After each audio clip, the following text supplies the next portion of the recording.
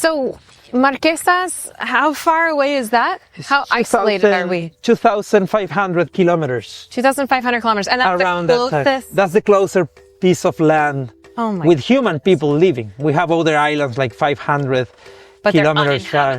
But they are uninhabited. Yeah, okay. It's for scientists studies and not human people. We know they live there. It's Marquesas is one of the closer ones west on that direction. Yeah. Towards New Zealand. Yes. Chile is 3,800 kilometers. Yeah, 5 hours in plane. We are quite alone out here. Welcome to Jump Podcast. I'm your host, Traveling Jackie, and I'm here to explore travel, adventure, and lifestyle in ways meant to motivate you to move and experience the world outside your comfort zone and to do big, courageous things with your one life. Let this show be a source of advice and inspiration, and remember that in the end, it's you who takes the leap. All right, I have a fun update from the road today. I have been traveling in South America for the past several weeks, and while I'm currently in a very adorable studio in Chilean Patagonia, this episode is going to be about an adventure that I just had. I just went for the first time to Easter Island, also known as Rapa Nui. So if you're watching this, because remember we are producing video podcasts now too, you can watch episodes at travelingjackie.com/watch. If you're watching this, you're currently seeing this adorable studio that I'm renting for the week while I'm in Patagonia for the Adventure Travel World Summit. But I am going to paint a picture for you of where I just came from. And once we get into the Rapa Nui experience, you're going to, if you're watching, you're going to see essentially a slideshow of videos and some photos from the trip as you listen to bring you onto the trip with me. So those of you listening, if you want to see what's being talked about here today, hop on over to travelingjackie.com/watch. Check out episode 195 so you can have a visual experience to go with what you're hearing. So first of all, we are talking about Easter Island, which is a territory of Chile, but it's way out in the middle of the Pacific Ocean, like a 5-hour flight from Santiago, Chile. And you can only fly there from Santiago de Chile. So it's sort of like going from the west coast of the US out to Hawaii. It's similar. It's just way out there. And because of that, in the past decade that I have been traveling to and from and all throughout Chile, I have yet to go out to Easter Island because it's so remote, in the middle of nothing but big, blue, beautiful ocean. And it's a small island, which is actually kind of ironic because Rapa Nui in Rapa Nui language means big island. I just did a trip there with my friend Shannon, who was just traveling with me on my last Jump Adventures group trip of 2025 in Peru. After that was over, we flew down to Chile and went out to Easter Island for 3 nights, just about 4 days. And in this episode, I'm going to take you along for the ride and give you an audio tour of the island. So why Easter Island? I wanted to go there to learn about the Moais, which are the giant head statues that I'm sure you can picture. I'm sure that you've seen them.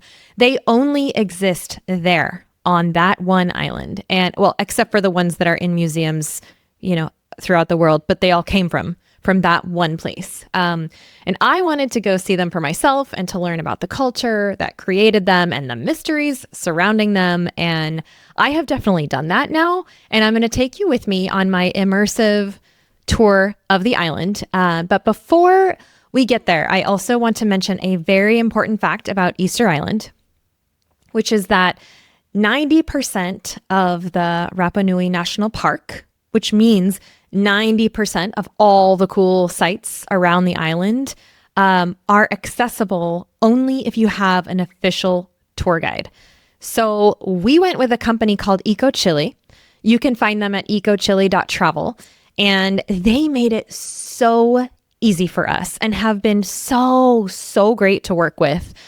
Full disclosure here, they sponsored my trip there, and I am 100% confident in recommending them to you for Easter Island and beyond because they are a bespoke travel design company that works in all of Chile and Argentina and Antarctica and Bolivia. They're going to be expanding here soon, I think, too.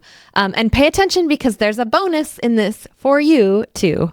Essentially, I came to them with my idea of going to Easter Island, my preferences for lodging and sorts of activities that I wanted to do while there. And they created a complete 4-day itinerary for me, including taking care of my flights in and out of Santiago, private tours, lodging activities, absolutely everything. They had me download an app which showed me my complete custom itinerary. It had booking numbers and national park entry tickets and everything that I would need. There are specific things you need to prove on the way out to Easter Island. You need to show to Chilean customs officers, and I had all of that. Park rangers, like everything was in one place. It was so easy. And I will say this, I'm an experienced traveler. I'm always on top of my flight check-ins and itineraries and everything. I keep everything really organized. But they sent me personal messages within the app to deliver me my boarding passes and make sure that I knew about my upcoming transfers and everything. Like, whoa. So, okay, I'm used to handling these things myself, but it was so nice to just be taken care of. They really go above and beyond and do an incredible job. And this is their normal. They do this for everyone. I did not receive any kind of special treatment. This is just what they do. And the word that keeps coming to mind when I think about how Eco Chile handled this is just thorough. They were so very thorough that if you don't want to keep track of all your itinerary stuff like I do, or even if you do, but you don't have to because they've got you. They just make it so easy. So easy, which was really great because I was very busy leading up to this trip and I knew that I didn't have anything to worry about. And for the record, before I even started this trip, I knew it would be very easy to recommend them because they set up everything just so efficiently and easily. And here's the part where there's something in it for you. And I'll share this again at the end of this episode. But if you guys want to go on a trip in Chile or Argentina or Bolivia or anywhere that Eco Chile does trips, they can set it up for you. Any trip in Chile or Argentina, Bolivia. So think Easter Island, Atacama, Patagonia, wine country, Tierra del Fuego, Antarctica, salt flats, whatever it is. If you want a custom trip created, you can get 5% off of your final itinerary cost if you tell them that Traveling Jackie sent you or that you heard it on Jump with Traveling Jackie podcast. There's no code because they don't work with automatic booking. They work with you personally to build a trip according to what you want. But when you talk to the actual humans behind Eco Chile, who speak great English, by the way, they will honor the 5% off if you tell them that Traveling Jackie sent you. So easy peasy. And you can thank me later because I am sure you'll also be very impressed with their services. So be sure to check them out, ecochile.travel. And I'll share their contact info in the show notes as well. See some of the destinations and tours that they can create for you.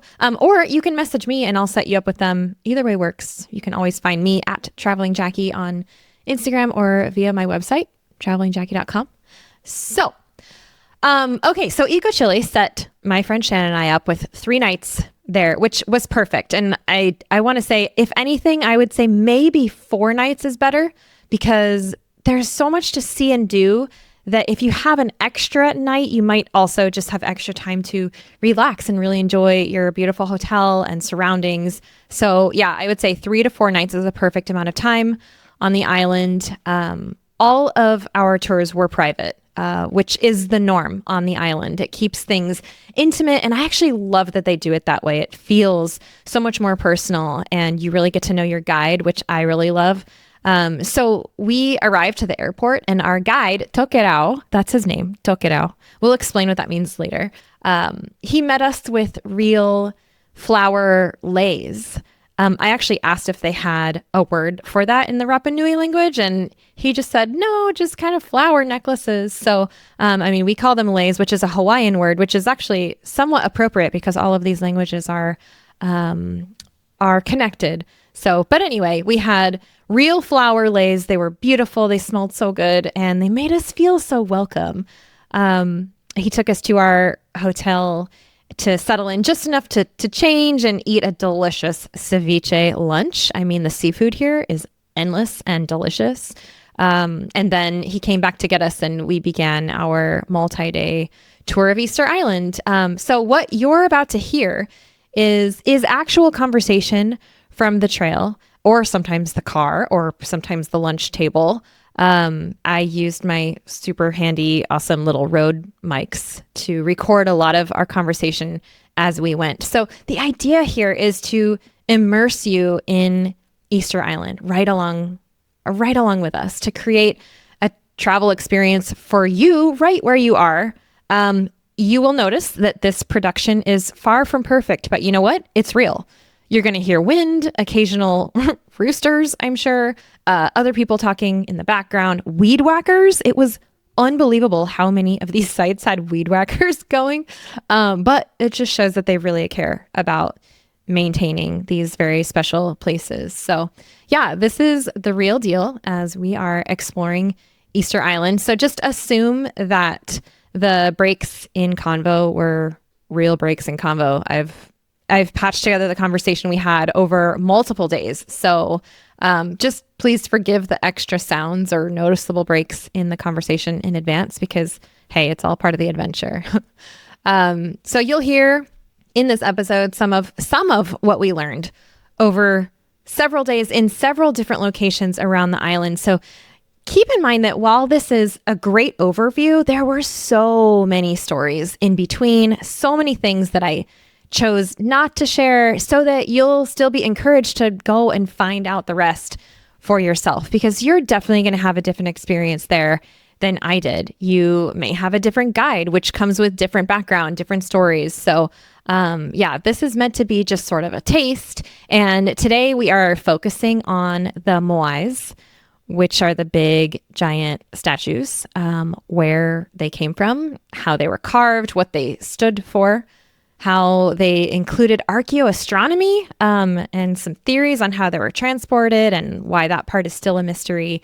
If you are watching this episode on YouTube, you're going to see scenes from the island, from the many things that we did and the places that we went, which will sort of help create the visual experience for you. And if you are not watching, allow me to start, how about by painting a picture of our balcony from our hotel, so that you can kind of imagine starting there and then going out into the car, into the countryside. We stayed at a hotel called Hareuta, and we had a bungalow in a beautiful landscape. So imagine, this is so real. This is what we just did. Walking into the room and seeing that gauzy white curtain out to the balcony and going through and overlooking just palm trees and a stone pool with some chairs laid out. Our hotel was sort of on a hill, and so we were up above overlooking the rest of the property. There were lots of plants and fruit trees and tall banana leaves that extended up to our wooden balcony that had giant tree trunks as the main supports, and all of the buildings on the property had thatched roofs. So it was very, very tropical island feeling. And we had on our little balcony, we had white wicker chairs and a little white table in between them. And we looked out due west, which was great for the sunset. And between our hotel and the edge of the sea, there was about 1.5 miles or so of land there that kind of overlooks the town. There were constant roosters, not just in the morning, multiple roosters. And there's also some traffic noise because we weren't that far from one of the main roads. Occasional barking dogs and shouts from a soccer field nearby. There were several soccer fields that we saw in this very small little town. So now you sort of have a view to imagine, and imagine it sunny and vibrant and beautiful, maybe even with a rainbow, because we did get one. We really did get a rainbow while drinking our coffee in the morning out on the balcony. This place is definitely a little paradise. And because we're imagining all of this, for those of you listening, get ready also to put on your hiking boots and to be driven all around the island by our superb guide, Tokerao, stopping and exploring at several sites to learn about the island and the Moais. So here we go. I hope you enjoy it.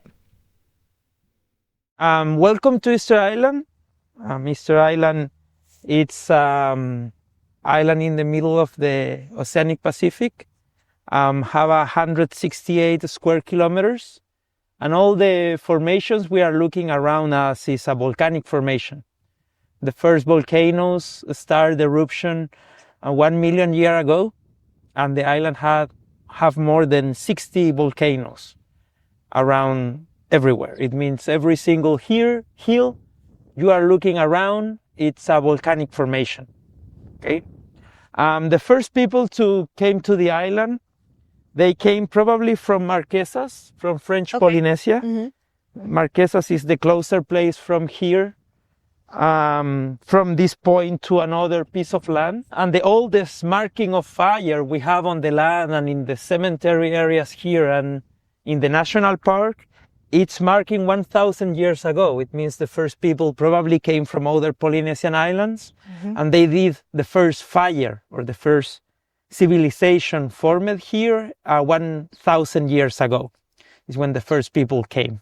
They travel in boats. They came with sugar cane, bananas, and things like that. The thing we have in front of us, it's a platform. It's Moais. This is the religion of the people on the island. The interesting thing of these statues, they are unique in the world. No exists another kind of Moais like this in another part of the world. We have some similar things in other places, like some statues with hands putting on the belt, with similar shape, but nothing like a Moais. The Moais, they are unique, and the meaning of the statues on the island, they are tombstones. They are cemetery areas. When the people in the past here, they died, they put in tombs the body of the important people of the families, like leaders, kings, of owners of the clans, and they put the statues in the top of these tombs, like a tombstone, and they believed the statues, they are the protection of this person. Actually, the Moais, it's a representation of this person, it's buried underneath of the statue. The people and the Moais religion explain the spirit of the person when they put the Moais on the top of the tomb, getting inside of the statue. And the Moais, it's a representation of that person alive. It means, in simple words, the Moais, they are a temple where the spirit of the important people lived before, and like this they can watch and protect the village. That's why all the statues on the island, or most of them, they are facing inland. Okay. Yeah. And this is one of the representation. It means underneath of this statue, in this platform or structure with rocks, we have someone buried under. Mm-hmm. Okay. The statues, they don't have legs. They have just one big stomach, two hands putting on the belt, one face and one neck, not legs. They don't have a separation between this low part. Mm-hmm. It means the thing we are looking is the only thing it's forming by the statue. I mean, we don't have more things under. There's nothing under. Dig out, yeah. Dig out, exactly. Mm-hmm. The only place where we have Moais buried under the ground, it's in the quarry, the place where they carved all the statues for all the places in all the platforms. Okay. And the quarry, it's one of the places we will visit these days. Cool.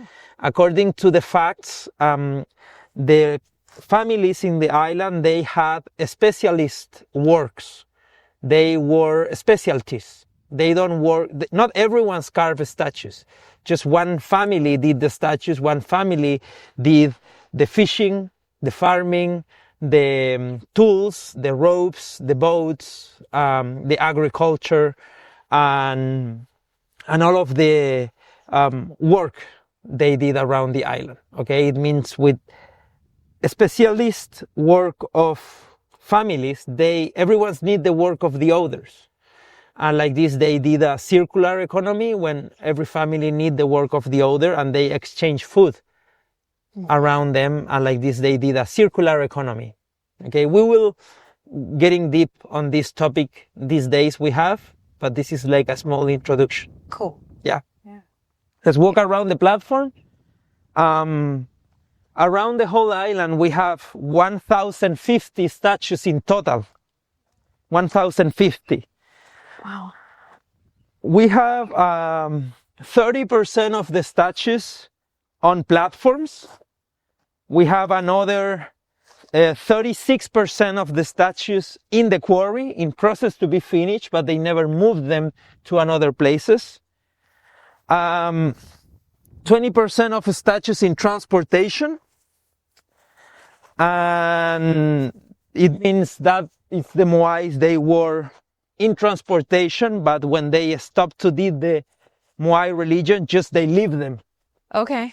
Oh. Like abandoned. Yeah. Also in the quarry, in the platforms, and in transportation. And we have some Moais around the world, in different museums around the world.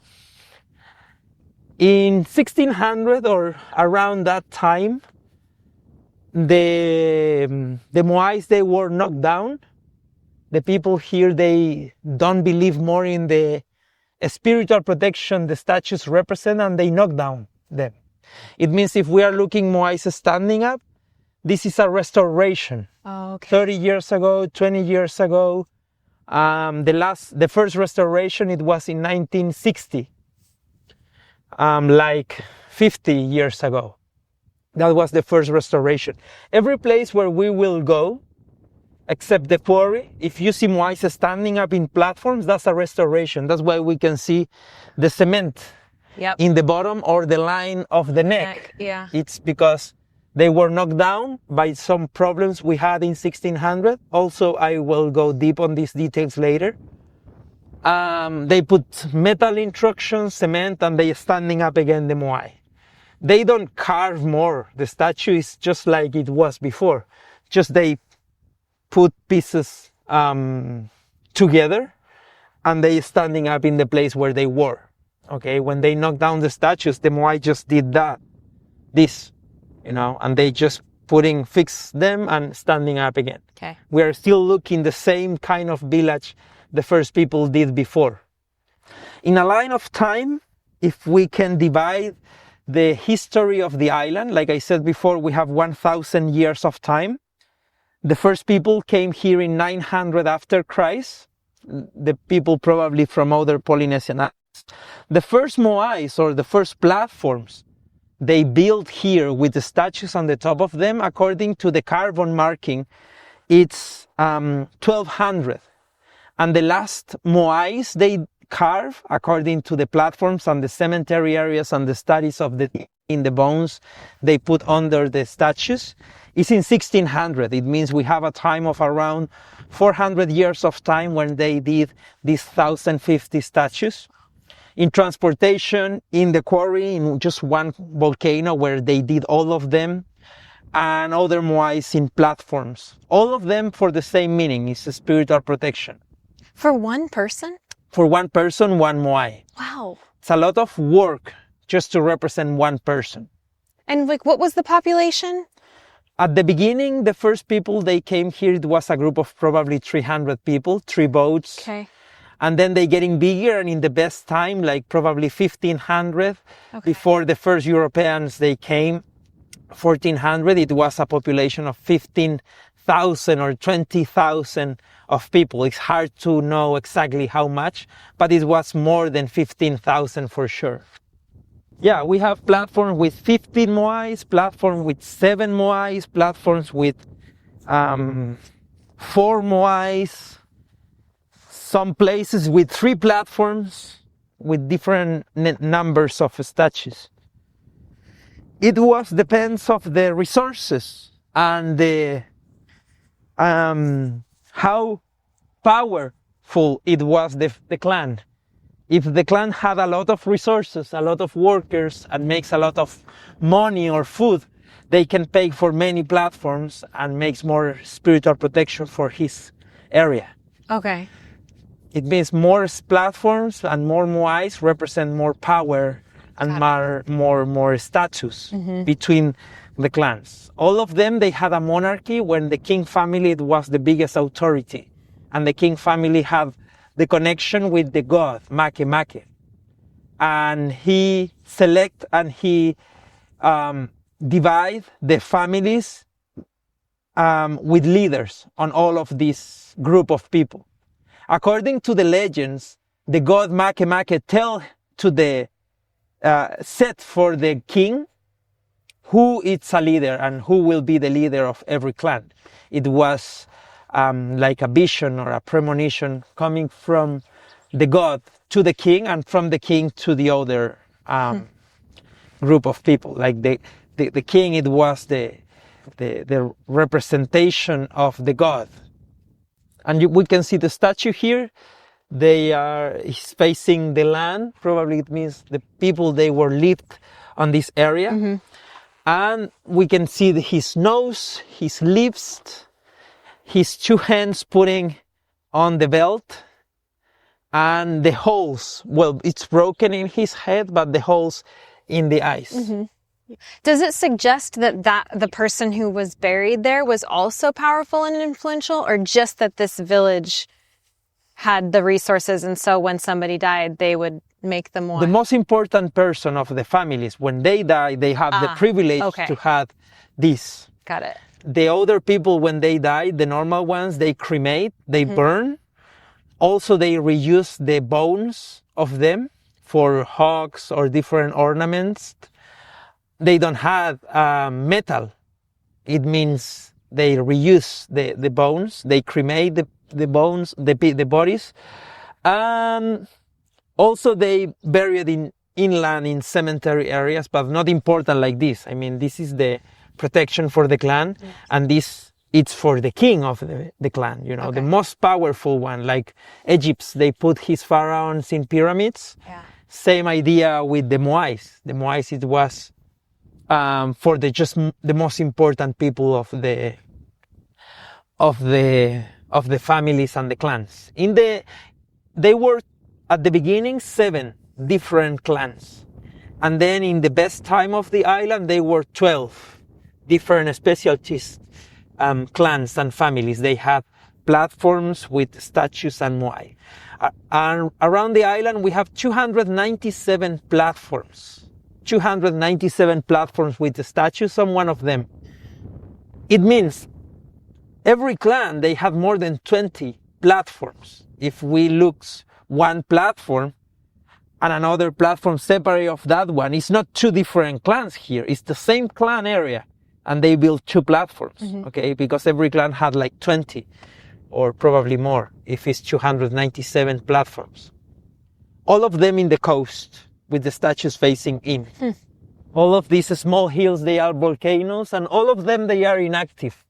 We don't have magma or lava underground. Don't worry. Extinct? Yes. Yeah. Yes, because the tectonic plaques of the island, they are 2. The Nazca and the continental tectonic plate, and they are pushing each other. It means one is below the other, and when the magma go up to the superficie and form these volcanoes, that was 1,000 years ago, okay? With the time of 1,000 years of time, these points of magma, they move, and they move to more far away around the ocean. That's why we are looking the view of the volcanoes, but it's nothing of life of magma under. You know, we don't have magma. It's just the volcanoes, you know, just with the shape is left. Just the show, exactly. The shape left. So, Marquesas, how far away is that? How isolated are we? 2,500 kilometers. 2,500 kilometers. And that's around the closest? That's the closer piece of land with human people living. We have other islands like 500 kilometers far. But they are uninhabited. It's for scientists' studies and not human people. We know they lived there. It's Marquesas is one of the closer ones west on that direction. West. Towards New Zealand. Chile is 3,800 kilometers. 5 hours in plane. We are quite alone out here. Very isolated. it means the first sailors, they did a huge and interesting work to found this place, you know. We have some theories how they found the island and how they are here, you know, when they did this kind of work so isolated and with not helps from other civilizations. Like Egypt, they have more Mesopotamians people helping them. They have the Nile River, thousands of people. Was a few group of people isolated from everywhere with a lot of resources here, but with not help coming from other places where they can copy or see something similar. Not metal, not technology, not electricity. And the biggest statue have 22 meters. It's more than 100 tons. Megalithic pieces of rocks, and it's proving they moved them. I mean, it's the proof is there. Right, because they came from the quarry. Exactly. They moved them. From the quarry, it's the only volcano in the whole island with one specific type of rock. All of the statues, they made it with that kind of rock. Like we have 60 volcanoes, but the quarry is the only one with ash rock. And we have Moais around the whole island with ash rock. But it's not like this is another volcano. Let's carve a Moai and move a kilometer, meters there. Because the quarry, where is that kind of rock carving the Moai, it's kilometers far away. It means they really moved them. We don't know when they carved the statues 100% because it's impossible to know when someone makes a carving on a rock. But we study the fires and the DNA of the bones. It was under the statues, you know. When they create the platforms, they burn the grass. And all of these platforms, they have a meter and a half deep, or someone's more or less, a line of carbon. That was the first things they did before to build the platform, is burn the grass. And that carbon we know and we mark it, and that's why I can tell you the centuries. But that's estimated by the platforms, you know, not the statues. The idea, they carve the statue on the quarry. In the quarry, they transport the statue from the quarry to this place with another clan, another specific group of workers. Not everyone's move statues, like I said before. They move the statue and they put the statue on the platform, not crowned yet, just the Moai on the platform. And the last things they did in the ceremony, it's carve holes in the eyes part, in this part. The Moais, they were carving in the quarry, in the nursery of them, they have flat areas in the eyes. They don't have holes, okay? It means all of the Moais, they were in the quarry or in transportation, they don't have holes in the eyes, just flat, okay?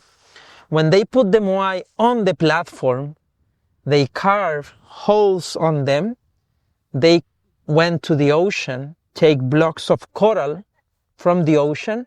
They carve white shape of eyes with red stone in the top, in the middle, like the iris, or sometimes it was obsidian. Obsidian, yeah. And they take the coral eyes and they put the eyes on the statue when the statue it was on the platform. According to the oral tradition, at that moment, when they put the eyes on the statue, the spirit of the person it was on the tomb, getting in on the Moai, and the Moai breathe for first time. It means he is alive now. Like when you are born, you open your eyes, you are alive. Same idea of the Moai. The Moai is not alive on the quarry. It's not alive when it was in transportation. The Moai is representing a spiritual protection where it was on the platform with the eyes on him. Okay? When he had the eyes, the spirit of the person getting in, and he's a representation of that person now.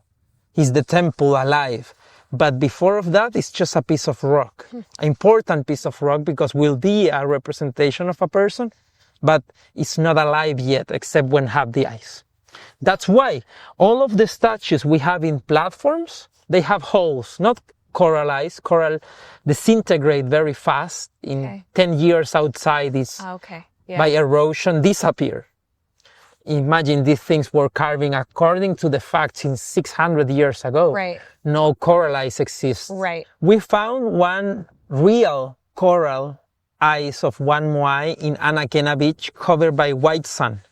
That's why the ice doesn't disintegrate, because it was covered and protected by white sand. And that's why we know the statues, they have eyes. Yeah. That was in 1953 by one archaeologist, it's called Sergio Rapu, when they did the restoration in one of the platforms in Anakena Beach, the only beach with white sand. When they were taking the statues and standing up again, they found pieces of coral where they putting together and form an ice. Wow. And why we have one moai with coral eyes on him? It's because we put that ice in 2010 when the Chilean government gave us the national park for the Rapa Nui people. Before 15 years ago, the Chilean government protect the national park. Mm-hmm. But we did a protest. Yeah. We did an organization. It's called Mauhenua, just made it by Rapa Nui local people. And the Chilean government gave us the access for the national park. And sorry. Gracias. Yeah. Bless you. Bless Gracias. you.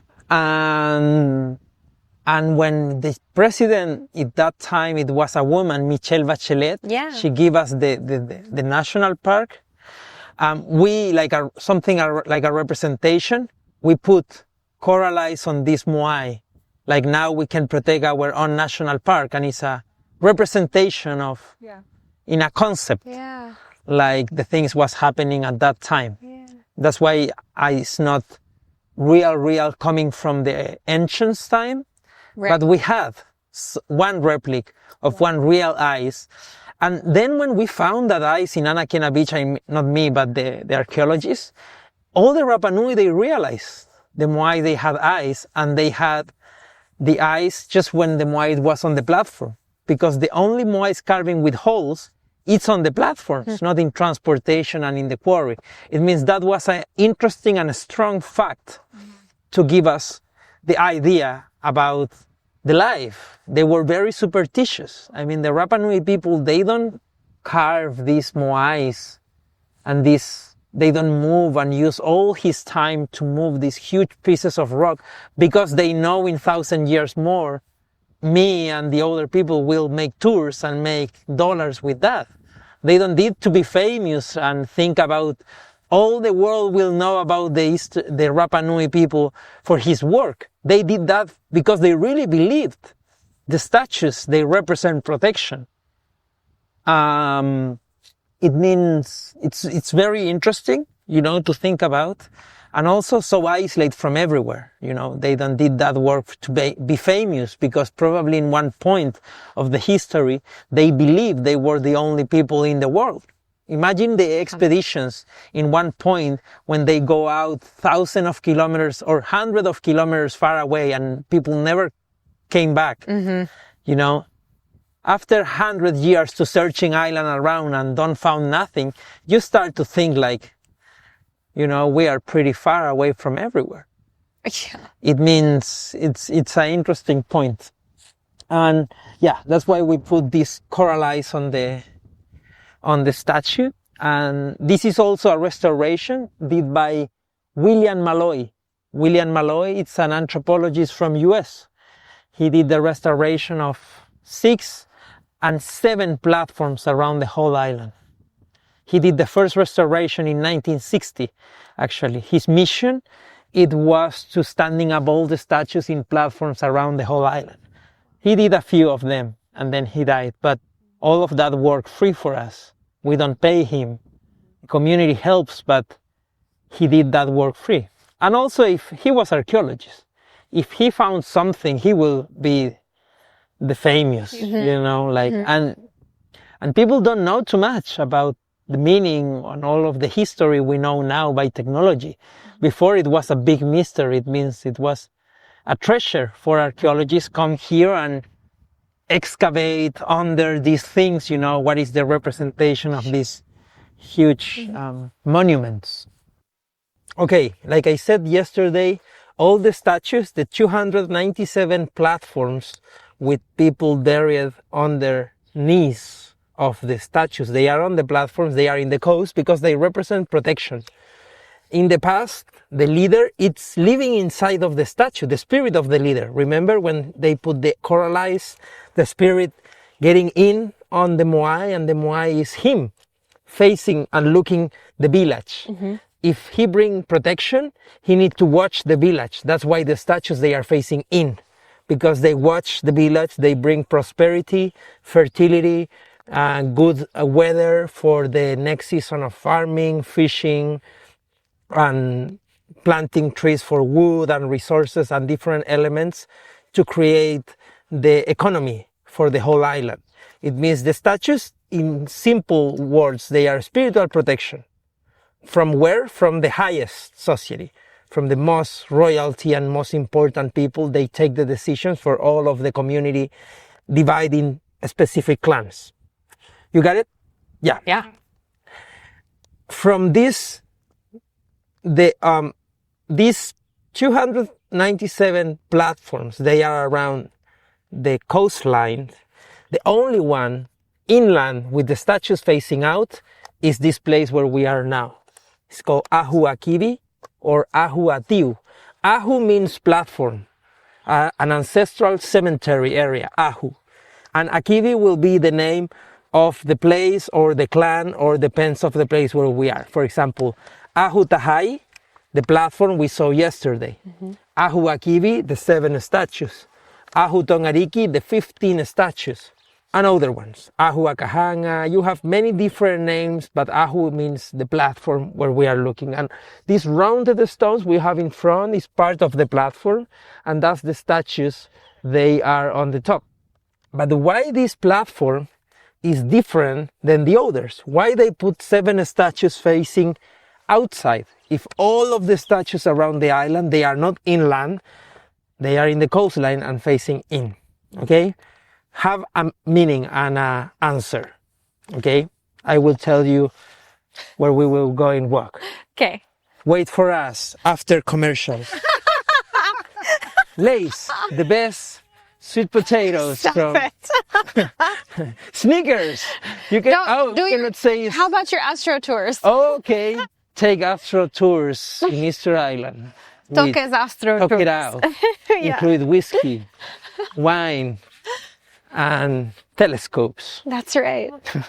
Well, now you have to. I need to make the people getting ancients. I cannot tell the secret of the 7 at the first moment, right? Right. That's right.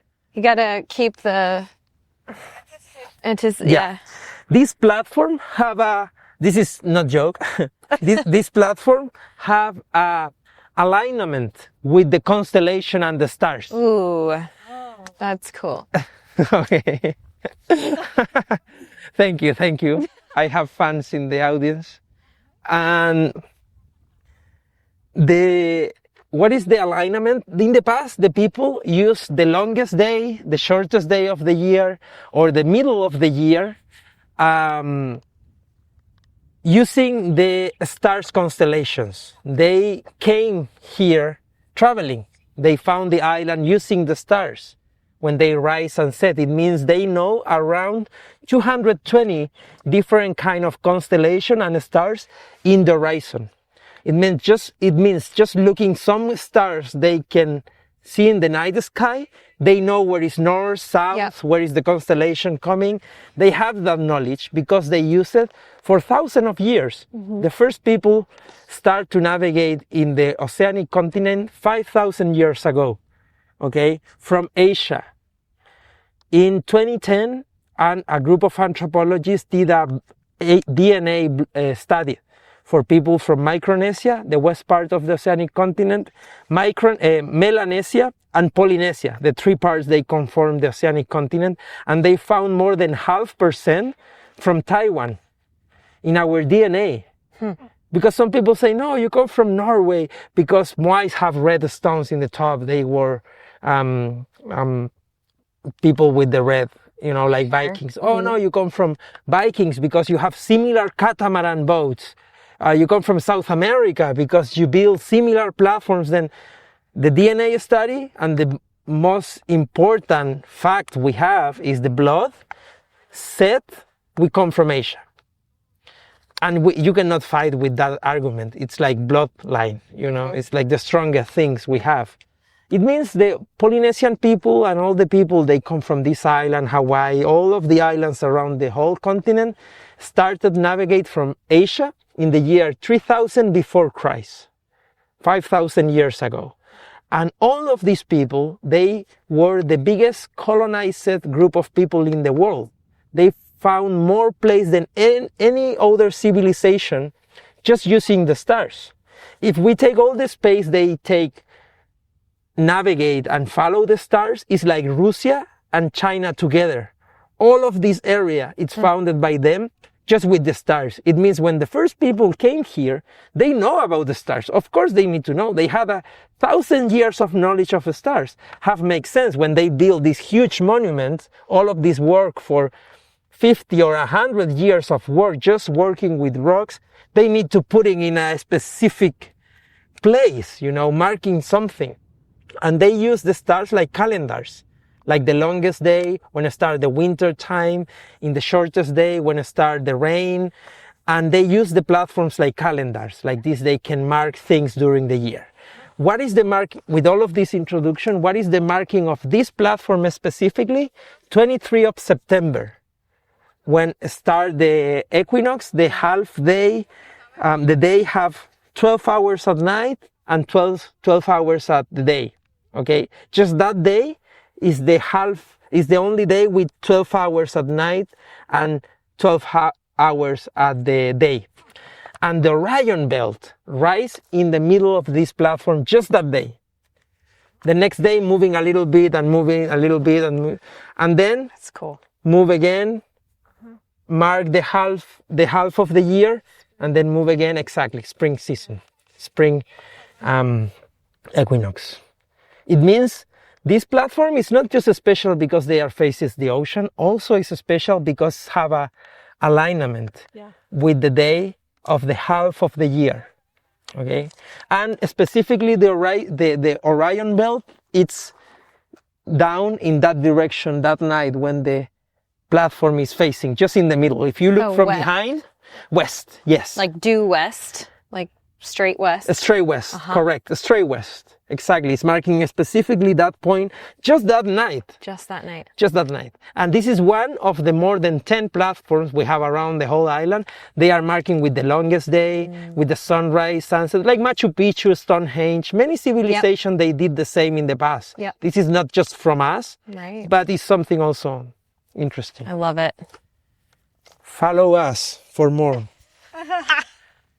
In the past, when the disease and the first contact with Europeans makes the people die here, the people don't believe more in the spiritual protection the statues represent, and they start to die.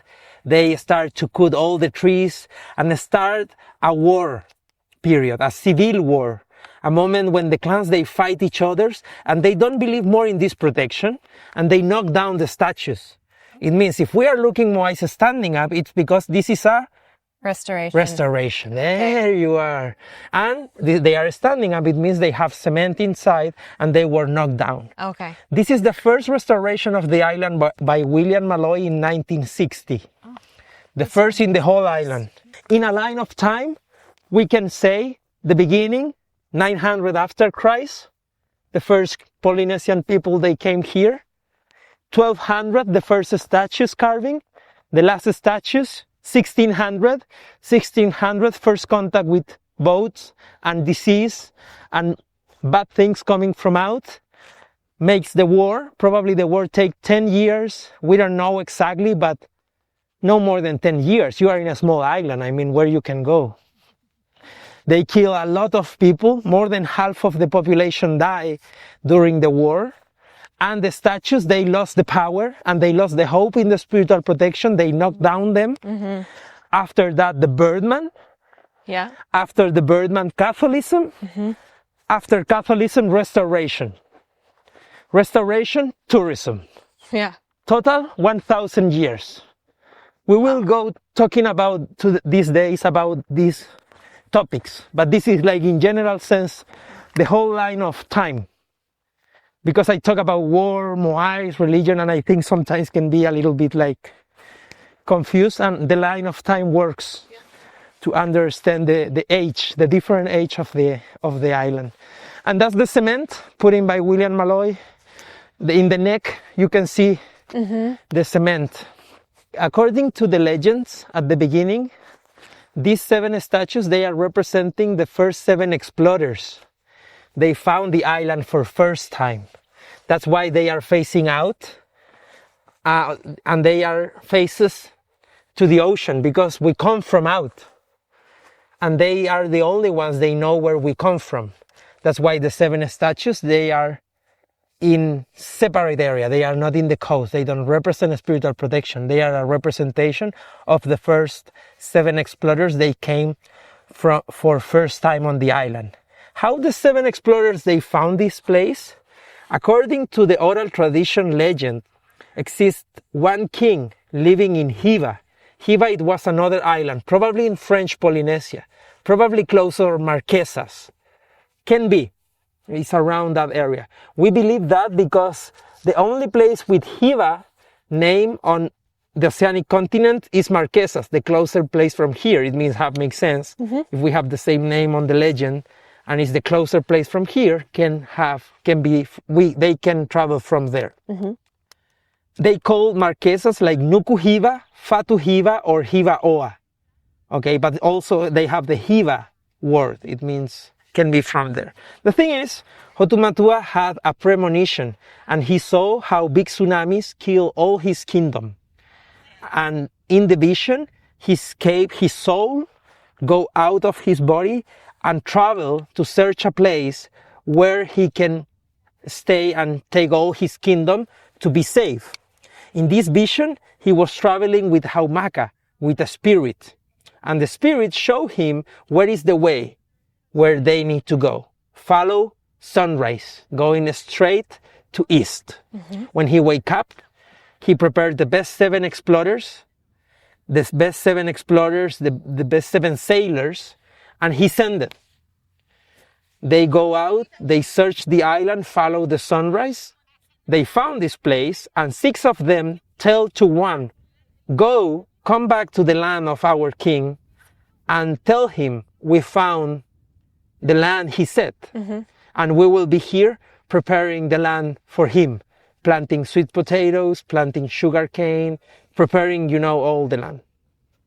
Then he came back to talk with the king, and from there they moved to here in 10th century. Okay. Have makes sense this legend because we were talking about the glaciation. Remember the inundation yesterday, about how in 10th century happened one glaciation in the world, and many islands in Polynesia, they disappear. And then happened 100 years of time. They build the Moais religion. They divide the clans in specific areas. And then in one moment, not Hotumatua, not the first king for sure, another king, he decided to honor the 7 explorers, and they built this monument. This one. Okay. For the representation of the explorers. If you look straight north, it's Mexico. You see there, it's Mexico. Mexico's straight South, north of us. Antarctica. Yeah. East, Chile. But where the statues, they are looking? West. Polynesian Islands, Marquesas. That's why we believe they come from there. Okay. All of that makes sense. Why they don't have crowns? Because the 7 explorers, they were not leaders. You see, it's not crowns here. Not red stone. Yeah. Yeah. They were explorers. Right. The quarry of the crowns, on the top of this area, they carve the red stone, okay? We call this, for this kind of rock, foam stone, because it's very light, and when the eruptions of this volcano started, the magma mixed with a lot of gases. More than half of the structure of the stone is gases than lava. It means it's very light and have a lot of holes because it's a lot of bubbles forming by the gases. And the biggest mineral we have mixed with the magma, it was iron. That's why it's red. Okay. That's why it's red. Like I said yesterday, we have 90 crowns and 1,050 statues. It means probably it's a recently work because just is a small group of number of these crowns. Okay, it's the last part of decoration, the Moais platforms and statues they have. How they move them? In all of the trails of transportation where we have lines of crowns in transportation, they are in horizontal. They are not in vertical position. It means they roll them. The crown is a wheel. They have a small top knot in the top. I don't know if you saw that yesterday. Yeah. Here they don't have, because the top knot was carving when the crown it was on the top of the statue, because the foam stone broke faster and easily. That's why they move just the big piece of rock, and when the crown is on the platform, on the place where will be on the top of the statue, they carve the last details when it was on the top, to not damage the stone in the transportation and when they put the crown on the top. The crowns, they have some lines carving in the corners, some one of them. Most of them, the crowns, they have this kind of lines. They were in transportation or in process to be on the top of the statue. It means they use the lines to keep the ropes. If it's a round thing, they can use to move them or manipulate the crown using ropes between them because it's rounded. It's really hard to have control of that. The biggest crown moving in a platform is 10 tons, 13 kilometers from here. In another platforms is in the west coast. And that one is probably 9 tons. The small ones, they have 2 or 3 tons, still huge pieces of rock.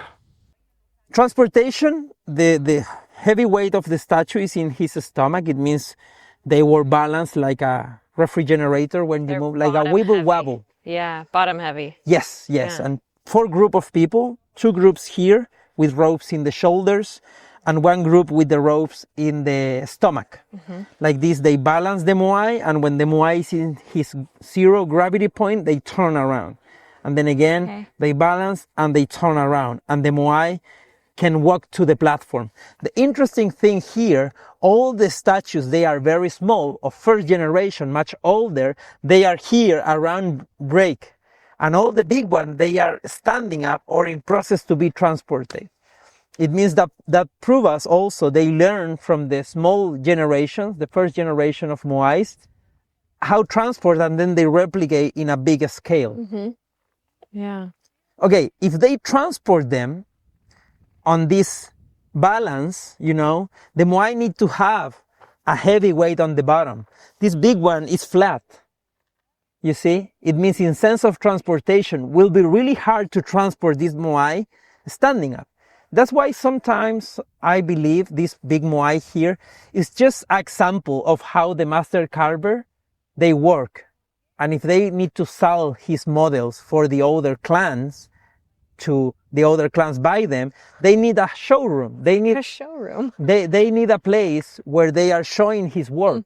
If you buy a car, you need to see the examples. And that's why also I believe some Moais here, they never be finished carving on this area to represent someone. Sometimes it's just to represent the work of the master carvers.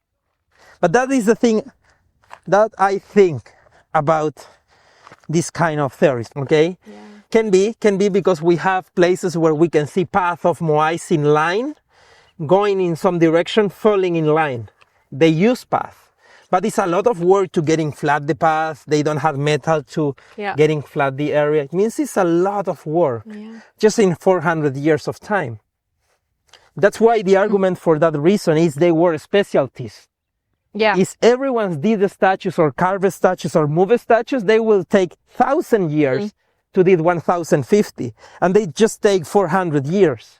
It means specialties, There was a group that focused on just carve, just transportation, just tools, just fish, just farm. Circular economy. Astronomy. There you are. Yeah. You got it. I was listening. Yes. But still, we have a small portion, 0.1%, we don't know exactly. Can happen, can be something different coming from outside. And I cannot say this is the truth. I just show you the arguments. I consider it. They are important to know. Were the Moais carved to look like the person they were supposed to represent? This is a good question. So, like, did this guy have a really big nose? Before, in the past, all the people looks kind similar. But where is the important or not on the person? It's how big is the Moai. More big Moai, better details, more recently worked, better model of a statue, much better carving. Small statues, more square. Not too much details because it's not really expensive. It means more than how they looks like the Moai is how big is the Moai. If the Moai is big, you are paying a lot, he will do a good job. Similar than your face, probably with your elements in your face and chin and ears and nose. But if you are paid for a small one, don't wait for something similar than you because it's just a small generation. Mm-hmm. It means more than how it looks like is how big is the Moai. Yeah. That's why the biggest Moai, last generation, better details. More expensive work, of course. He's saying size matters. Oh, yeah. Size matter for sure in the Moai religion. What do you think about size matters? We agree. You agree. There you are. Okay. We're talking about Moais, right? Of course. Okay. Obviously. Yeah. You can. Well, it's part of your podcast. Oh, yeah. Yeah. I'm not taking that up. Yeah. Okay, I really hope you enjoyed getting a bit of a tour of Easter Island today, getting to know what the Moais are. I'd love to hear what you think. You can leave a comment on Spotify or send me a message on Instagram at Traveling Jackie. And remember to check out ecochile.travel. That's ECOCHILE, ecochile.travel.